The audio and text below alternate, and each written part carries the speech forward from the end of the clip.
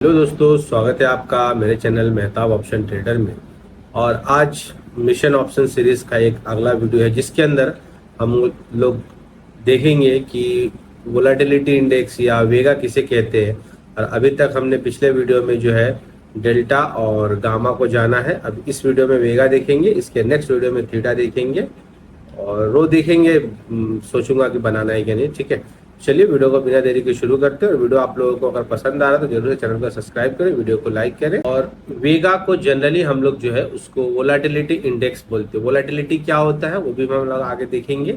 और सबसे पहले मैं आप लोगों को इजी करने के लिए सबको लेकर चलता हूँ आपको गूगल। हम लोग यहाँ पे सर्च करेंगे वोलेटिलिटी। वोलेटिलिटी किसको कहते हैं, सॉरी, वोलेटिलिटी। तो वोलेटिलिटी का मतलब ये चीज होता है, जो अप एंड डाउन मूव जो होता है इसको हम लोग जनरली वोलेटिलिटी बोलते हैं। डेफिनेशन देख लेते हैं कि इसको कैसे क्या बोला जाता है। ठीक है ना। और मैं यहाँ पे आपको दिखाऊंगा तो इन्वेस्टोपीडिया पे दिखाएगा। ठीक है, ये क्या है, वो CBO volatility index, India VIX. What does it means? It measure in investing. CBO बोले तो शिकागो बोर्ड ऑफ एक्सचेंज। और देखिए यहाँ पे लिखा हुआ है what is the CBO volatility index. The CBO volatility index is a real time index that represents the market expectation for the relative strength of near term price changes on S&P। S&P US का index है, उसके बारे में बताया गया है और वहाँ का विक्स की बात कर रहा है। ठीक है ना। ये हर एक कंट्री का अपना अपना एक विक्स होता है, because it's a derive from the prices on S&P index option. तो ये जिन लोगों को इंग्लिश बहुत अच्छे से समझ में आता है वो लोग ये देख सकते हैं। और इसका थोड़ा कॉम्प्लिकेटेड मीनिंग हो जाता है। हम लोग यहाँ पे कुछ की पॉइंट्स देख लेंगे। द CBO वोलेटिलिटी इंडेक्स और VIX is a real time market index. ठीक है, लाइव मार्केट में दिखाता है, रिप्रेजेंट करता है मार्केट का एक्सपेक्टेशन और वोलेटिलिटी कमिंग 30 डेज का। मतलब ये अगले 30 दिन का जो है उस पर्टिकुलर इंडेक्स का मार्केट को रिप्रेजेंट करता है कि वो क्या कर सकता है अप एंड डाउन। और इन्वेस्टर यूज जो है इसको मेजर करते हैं रिस्क के लिए और डर और स्ट्रेस के लिए मार्केट का, और वो हिसाब से इन्वेस्टिंग डिसीजन बनाते हैं। इसका मतलब ये है कि मार्केट में डर कितना है, लालच कितना है और स्ट्रेस कितना है वो इंडिया विक्स दिखाता है। उसके बाद trader can also trade the VIX using the variety of option and exchange traded product, और they can use VIX values for the price derivative. और ये प्राइस जो होगा ऑप्शन का डेरिवेटिव का, उसको भी इन लोग कैलकुलेट करते हैं और बहुत तरह के इसको यूज करते हैं ट्रेडिंग में, ऑप्शंस ये स्ट्रैटेजीज वगैरह में। The VIX is generally rises when stock falls and decline when the price. तो ये सिंपल चीजें हैं, ये समझ में यहाँ तक तो आ गया होगा। तो जनरल जो है इंडिया विक्स जो होता है उसको वोलेटिलिटी इंडेक्स से हम लोग समझते हैं। और वोलेटिलिटी इंडेक्स क्या होता है, मार्केट के अप एंड डाउन मूव को दिखाता है। हम लोगों ने यहाँ पे गूगल पे सर्च किया ब्लैक सोल फार्मूला इन्वेस्टोपीडिया के नाम से, तो ये एक फार्मूला दिखेगा। और ये जो लोग मैथमेटिक्स वगैरह बहुत अच्छे से जानते हैं उन लोग ये कैलकुलेट कर सकते हैं। और यहाँ पे देखिए लिखा हुआ है call, options price, stock current price और underlying price, strike price, risk free interest rate, time of maturity and normal distribution. ये पूरा इसका फॉर्मूला है जिससे आप कैलकुलेट कर सकते हैं। तो इसको हम लोग नहीं देखेंगे, सिर्फ फॉर्मूला आपको मैंने बता दिया। इसको हम लोग थोड़ा और ईजी करेंगे और एक एग्जाम्पल से समझेंगे। और आप मान लो कि एक कुछ गुड न्यूज आने वाला है मार्केट में, मतलब कोई भी गुड न्यूज हो सकता है। ठीक है ना। ठीक है, तो मार्केट में ऐसा मोमेंटम होएगा, ठीक है ना, अपसाइड का। ये एक्सपेक्टेशन है, ये न्यूज जो है पॉजिटिव न्यूज है मार्केट के लिए। तो मार्केट में अपसाइड मोमेंटम होगा तो क्या होगा, जनरली कॉल ऑप्शंस के प्राइस इंक्रीज होंगे, क्योंकि पार्टिसिपेंट मार्केट के जो है ये ऑप्शंस को बाय करेंगे या सेल करेंगे। जनरल जो भी इंडिया विक्स होगा उसके हिसाब से प्राइस इंक्रीज होगा। और मार्केट में इंडिया विक्स अगर बढ़ता है मान लो ऐसे टाइम पे, तो प्राइस जो है इसका इंक्रीज होगा कॉल ऑप्शन का, ये एक्सपेक्टेशन। और मार्केट अपसाइड मूव करेगा ये समझ के मार्केट पार्टिसिपेंट इसको बाय करते हैं। अभी सेम चीज अगर कोई निगेटिव न्यूज रहेगा तो ऐसे टाइम पे लोग पुट ऑप्शन को बाय करेंगे, ये समझ के कि मार्केट डाउन साइड आएगा तो पुट ऑप्शन के प्राइस बढ़ेगा, और इंडिया विक्स बढ़ेगा तो पुट ऑप्शन का प्राइस भी बढ़ेगा। ठीक है, ये एक फॉर्मूला हो गया वन साइडेड न्यूज के लिए। लेकिन कुछ ऐसे न्यूज भी हो सकते हैं जैसे कि पार्लियामेंट इलेक्शन वगैरह, कोरोना वगैरह जैसे चीजें। तो पार्लियामेंट इलेक्शन में क्या हो सकता है, या तो अपसाइड भी मार्केट मूव कर सकता है या डाउन साइड। अब ये कैसे कर सकता है मैं वो बताता हूँ।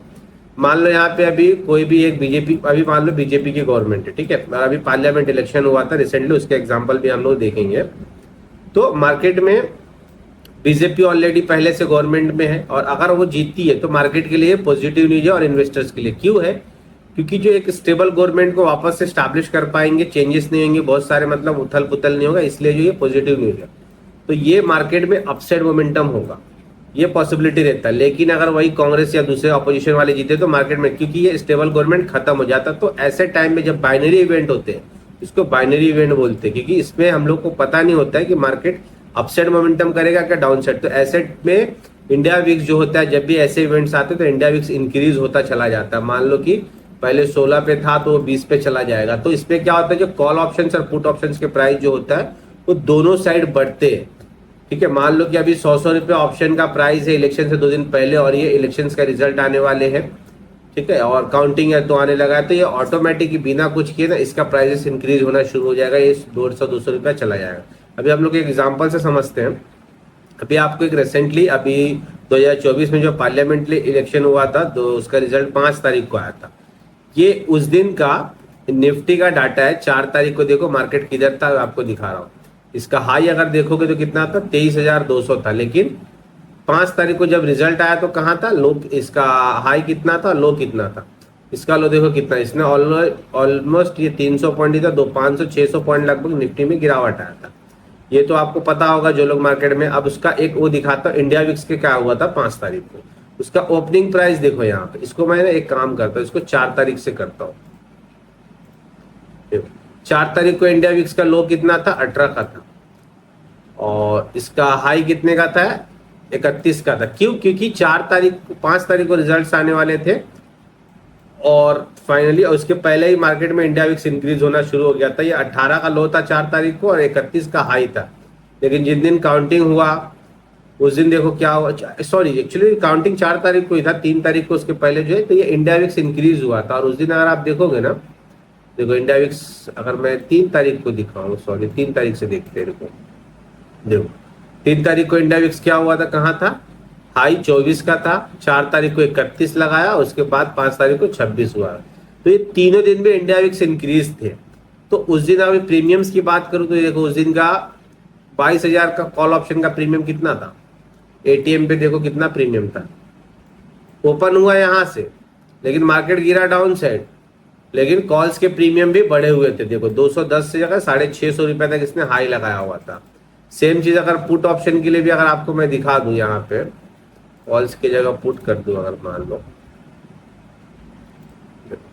पुट का प्रीमियम कितना था, 400 रुपया, तो 238 से ऑलमोस्ट इसका लो कितना था, 15 रुपए का ऑप्शन, तो 380 तक गया था। तो जब भी इस तरीके के इवेंट्स होते हैं ना, तो मार्केट में अप एंड डाउन दोनों साइड के लिए, मतलब अप साइड या डाउन साइड के मोमेंटम होने के चांसेस रहते हैं। तो वैसे टाइम में जो है मार्केट में डर का माहौल होता है, और दोनों साइड्स के ऑप्शंस लोग बाय करते हैं, ये समझ के कि कुछ लोग की तो गवर्नमेंट जो स्टेबल पहले से है वही जीतेगी, या वो सोचते, कुछ लोग ये समझ के बाय करते हैं जो कि मार्केट डाउन साइड आएगा क्योंकि अपोजिशन की गवर्नमेंट बनेगी। इस तरीके की चीजें चलती, जब ऐसे इवेंट्स आते हैं तो ये चीजें होती है। अभी आपको मैं अभी रिसेंटली दिखाऊं तो अभी इंडिया विक्स कितना है, कम है, काफी कम है, ऑलमोस्ट 15 के आसपास है। अगर अभी आपको मैं ऑप्शन इसके दिखाऊं, निफ्टी के ऑप्शन चेन में, तो इसका डाटा दिखाऊं, तो अभी देखो क्या प्राइसेस है एटीएम के, बहुत कम है, 167 रुपीज है, और इधर 150 रुपीज। तो इस तरह के प्रीमियम होते हैं। लेकिन यही अगर इंडिया विक्स अभी 30 होता, 15 की जगह 30, तो ये प्रीमियम 250 रुपया होता था कम से कम। तो यही इंडिया विक्स है, और इसी को वोलेटिलिटी इंडेक्स भी बोलते हैं। इंडिया विक्स मतलब वोलेटिलिटी इंडेक्स को दिखाता है, इसको इंडिया विक्स बोलते हैं। और वेगा क्या है, वेगा मीन्स वोलेटिलिटी होता है। तो उसको हम लोग जो है, अब इसमें कुछ लोगों को फायदा नुकसान कैसे होता है, सिंपल है। मार्केट में ऐसा उनको, अगर इंडिया विक्स कम है और अभी मैंने ऑप्शन बाय कर लिया मान लो, और इंडिया विक्स बढ़ा, तो ऐसे में बायर्स को प्रॉफिट होता है। लेकिन ऑप्शन सेलर को प्रॉफिट कब होगा, जब इंडिया विक्स बढ़ा हुआ था और तब वहां पे उसने सेल पोजीशन बनाया, कॉल पुट जो भी है कुछ भी कर सकता है, सेलिंग साइड होना चाहिए। तो जब वो इंडिया विक्स डाउन आएगा तो उसको डेफिनेटली पैसा होगा। और उम्मीद करता हूँ कि ये वीडियो इसी के साथ वेगा का खत्म होता है। उम्मीद करता हूँ वीडियो आपको पसंद आया हो। अगर पसंद आया तो जरूर से चैनल को सब्सक्राइब कीजिएगा, वीडियो को लाइक कीजिएगा। और ये एक नॉलेज वीडियो है, इससे आपको कोई भी ट्रेडिंग वगैरह का आइडिया के लिए नहीं था, ये एक इन्फॉर्मेशनल और नॉलेज की वीडियो थी। Thank you so much, take care, bye bye.